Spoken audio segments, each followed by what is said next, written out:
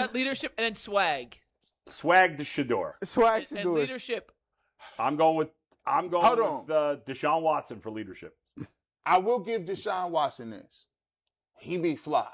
Yeah. Like his gear, he be fly. On the field, off the field, swag. Deshaun Watson. Deshaun Watson got gear. Like he put that on. He be wearing that. Yeah. But for leadership, is it a Shedeur over Deshaun? Yeah, I don't believe you as Deshaun. I went Deshaun. But You two said Shedeur for they're leadership? saying Shedeur. Yeah. All right. So this is the overall outcome. This is wild. A 6'6" Shedeur Sanders with the running ability of Taylor Green, but Shedeur's arm strength, Shedeur's accuracy, Shedeur's mental makeup, Shedeur's clutch gene, Shedeur's leadership, and Shedeur's swag. Oh, that's a quarterback. First overall That's a pick. quarterback. Man, what? I ain't drafting no quarterback in 2027. If he comes out, If he's 6'6", if he comes and he out, move like Taylor Green, are you and he got serious? his own swag, let me find it's out. up from Bro, here, baby. Listen, bro, that's crazy. Mendoza who? Man, what? Mendoza Man, listen, what? you talking about the black Josh Allen. Bro, It's this going is down. crazy. His speed is the 94. Man, listen. He wouldn't have the arm strength. Of And he Josh got a Allen, hit nowhere song. Close. So And he got a hit song. by the way, what did Taylor Green run in a 40? I believe a 4.3. What was- Oh, my God. What was Shedeur Sanders? Oh, baby. Shedeur Sanders Madden rating. Hey, I think it probably ended in like the 70, Lord, I can't 71. I would have this Shedeur at a 79. I'm back. Come on. Shedeur Sanders had a There you 69 go. rating. There you go. What was that?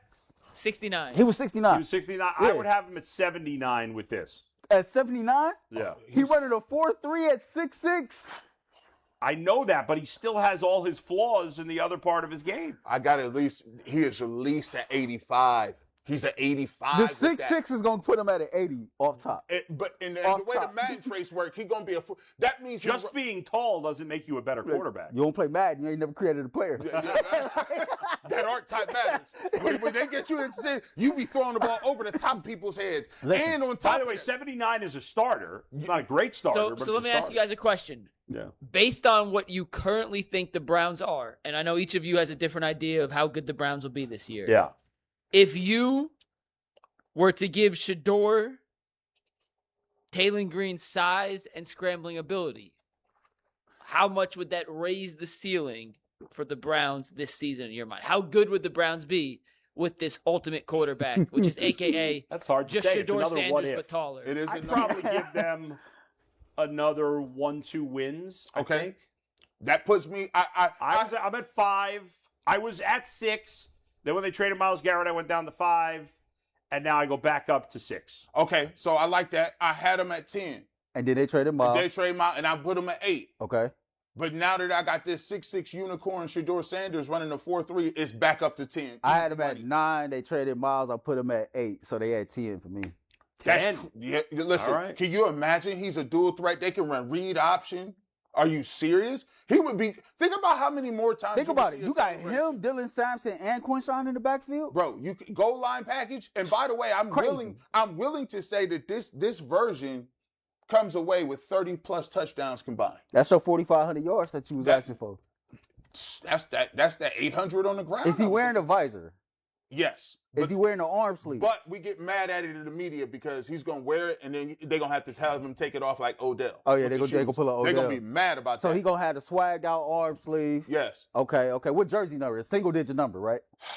Is the towel on the The side? towel is on the side, the Mm-hmm. new Prime cleats, and now Coach Prime is not even in the box. He's allowed to stand on the sidelines Oh, and it's dap up. him up after every touchdown. Oh, it's up.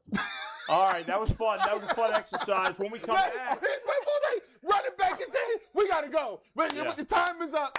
Hey, matter of fact, Jay Crawford is like, absolutely not. He's calling from upstairs. that's a lot of what ifs. That would be great, but it's not the reality. When we come back, is it a reality that the Cavs could get Jaylen Brown? Next on the Ultimate Cleveland Sports Show. Tweet, and I'll give you a concrete example of it. I don't know why I got this tweet or this text the other day, because I don't get these anymore and I don't try to get them. But when the Brendan Strange deal got done, I got the text. And I passed the text along to the PFT staff. One of the writers wrote it up. Didn't mention the agents' names. Didn't mention the firm. We don't play that game. And I asked, how many of these other folks do you think are just going to copy and paste exactly what is in this text message? At least 2 did. With the Twitter handle for the firm. That's a minor, that's a micro level conflict. It's part of the quid pro quo. It's part of the trade-off to get the information.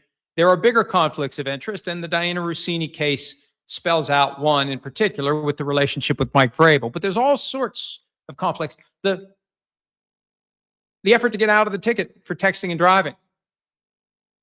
Hey, I'll get your favorite team's coach on FaceTime. Lo and behold, no ticket. You're indebted to your source. You're indebted to this person you're supposed to be objectively covering. That's where the conflict comes from. And my point is this. The New York Times has a bar that's here. I don't think The Athletic had the same bar.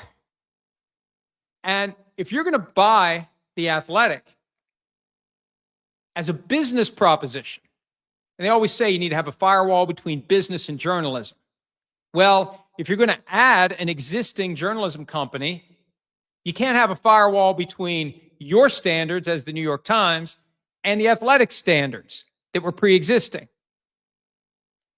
And that gets into a lot of the conflict. There's been reports about this. John Orand of Puck delved into this. I've seen others looking at these deeper issues of the New York Times culture, the culture at the Athletic, and the resentment that it creates. Because you've got reporters at the Times who are held to a high standard.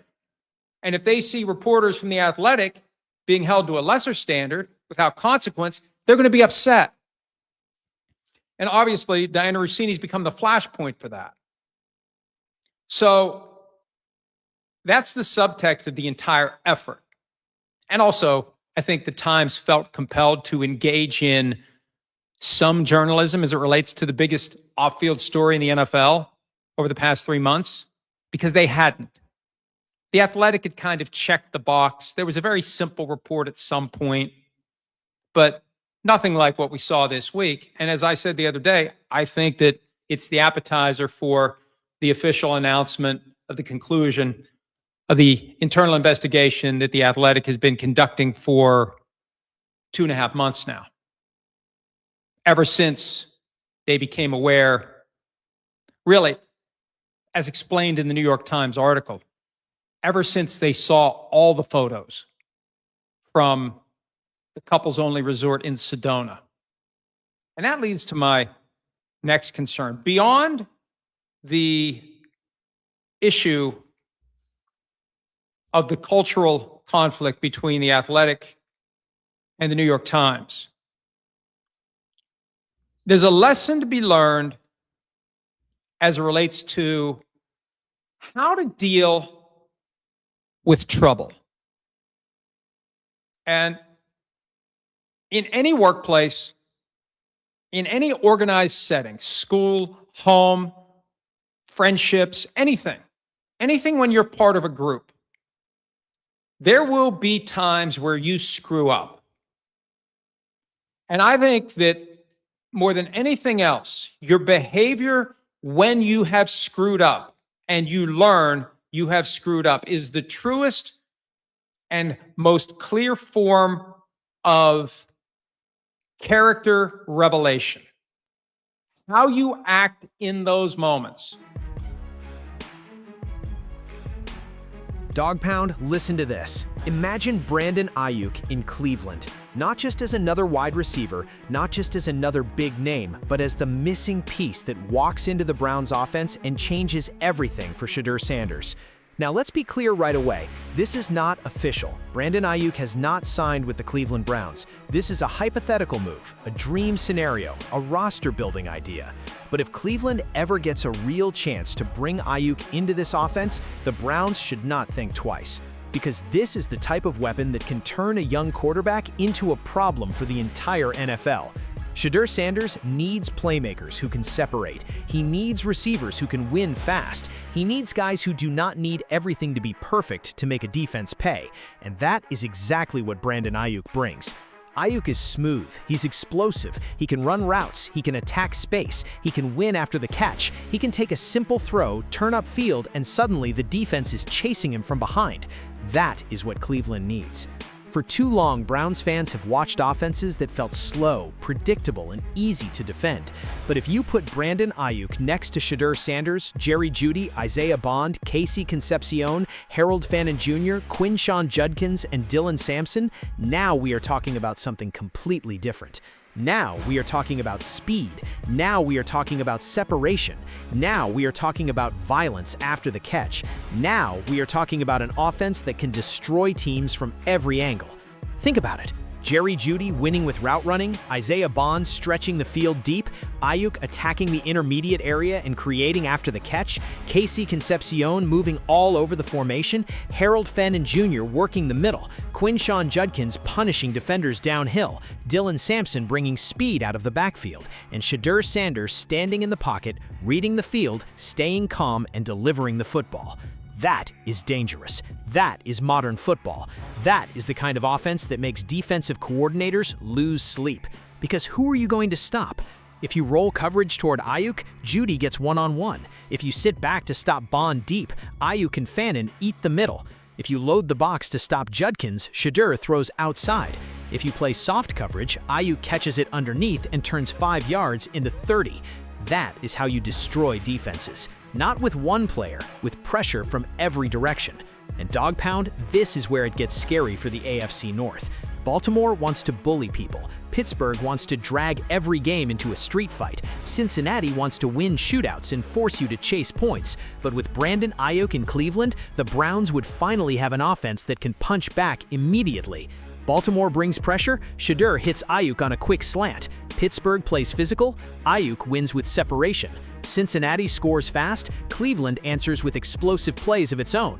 That changes the entire identity of this team. The Browns do not have to play scared. They do not have to hope for ugly games. They do not have to ask Shedeur to be Superman with no help. They can build an offense with real answers. Aiyuk would not just key. help Shedeur statistically, he would help Shedeur mentally. A young quarterback plays differently when he trusts his receivers. He gets the ball out faster. He stays calmer under pressure. He attacks matchups with confidence. He does not force throws because he knows somebody is going to win. That is what a receiver like Brandon Aiyuk can do. He gives Shedeur confidence before the snap. Imagine 3rd and 7. The Dawg Pound is loud. The defense shows blitz. Shedeur takes the snap, sees the pressure, and Aiyuk breaks open across the middle. Ball out fast. First down, Browns. Now imagine the red zone. Defense is worried about Judkins running downhill. Bond is threatening the back corner. Fannin is working the seam. Aiyuk sells the route, snaps inside, and Shedeur fires a touchdown. That is not luck. That is design. That is execution. That is a real offense. And if the Browns want to become avasalladores, if they want to become a team that destroys whoever lines up across from them, this is the type of move that matters. Because Aiyuk gives Cleveland something every elite offense needs: a receiver who can win when everyone in the stadium knows the ball might come his way. Now, would Brandon Aiyuk guarantee a Super Bowl? No, nobody does that alone. The Browns would still need protection, discipline, health, and smart coaching. The price would have to make sense. The contract would have to make sense. This cannot be a desperate move just because the name is big. But if the opportunity is real, Cleveland has to make the call. Because Shedeur Sanders deserves a real team around him. Not excuses, not half measures, not another season where the offense is trying to survive. Give him weapons, give him speed, give him separation, give him Brandon Aiyuk. And suddenly, the Browns are not just interesting, they are terrifying. Aiyuk in Cleveland would send a message to the entire NFL. To the Ravens, you cannot just bully us anymore. To the Steelers, you cannot just make this ugly and expect us to fold. To the Bengals, if you score, we can score right back. To the rest of the league, Cleveland is coming with an offense that can hurt you fast. That is the vision.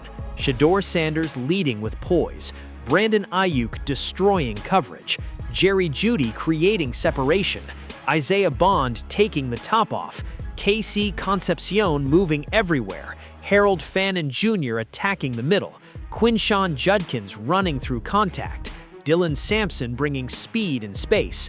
That is not a normal offense. That is a problem. That is a nightmare. That is a Browns team built to attack. So Dawg Pound, let me ask you this. If Brandon Aiyuk became available, should the Browns go all in and give Shedeur Sanders the weapon that could turn Cleveland into one of the most dangerous offenses in the NFL? Drop your take in the comments, hit that like button, subscribe to the channel, and stay locked in for more Browns news, Browns rumors, NFL updates, and real Dawg Pound reactions every single day.